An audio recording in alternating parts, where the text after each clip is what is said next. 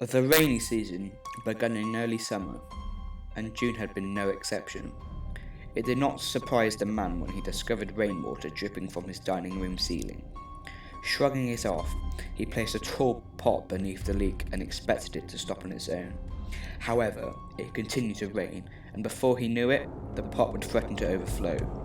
He had to dump the water out first thing in the morning and straight after he returned from work. Eventually, he began to notice water damage at the source of the leak. The white ceiling had discoloured, turning a dull shade of brown. He checked the weather and realised that it would continue to rain for over the next 10 days.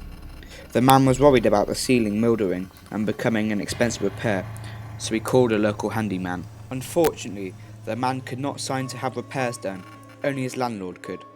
It was a frustrating policy. The man called his landlord but could not reach him. He left him a few voicemails detailing how the damage was becoming progressively worse. The man was clueless as to why his landlord would not return his calls. They usually kept in touch, speaking at least twice a month. Finally, he reasoned that he would not be held accountable for any damages sustained.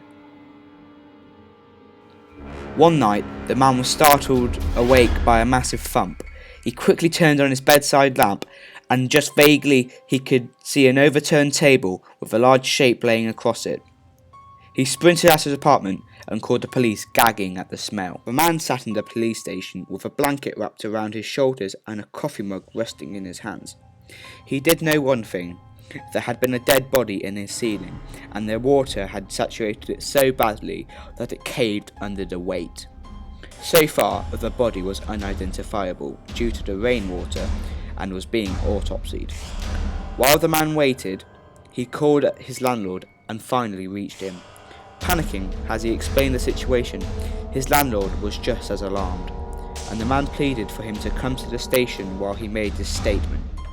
The man paused as the detective crossed over to him and lowered his phone, wondering if the body had been identified. His blood ran immediately cold, and he shook his head with terror. The body had belonged to Richard Thompson, his landlord, and he had died over a year ago. That's not what disturbed him the most. If his landlord was dead, then who was pretending to be him?